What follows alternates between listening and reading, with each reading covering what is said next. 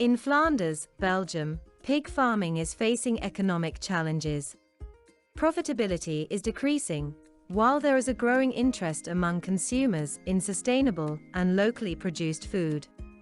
In this context, free-range pig farming in agroforestry offers an innovative solution. The Pea Orchard project was set up to explore this approach in more detail. Numerous unresolved issues came to light, ranging from legal problems to uncertainties regarding profitability, animal welfare, and animal health. To overcome these barriers, experienced farmers, research institutes, consultants, and government authorities joined forces to form an operational group. In the course of the project, 2 new agroforestry systems with free-range pigs were created. These were used not only as demonstration areas, but also as practical fields for answering practical questions.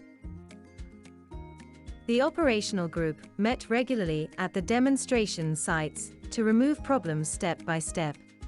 All the knowledge gained was recorded in a practical guide, which serves as a manual for free-range pig farming in agroforestry. The success factors were the bringing together of farmers in the field, the demonstration of best practices, and the involvement of different stakeholders. The results make it clear that farmers need to involve local authorities in order to obtain support for their projects. The agroforestry systems require disease-resistant animals with caring mothers. The selection of trees is based on soil conditions and the needs of the pigs, like feed or shade. Rotation of the pigs is recommended to ensure sustainable utilization of the land. The Pea Orchard project shows that innovative approaches can be put into practice if all stakeholders work together.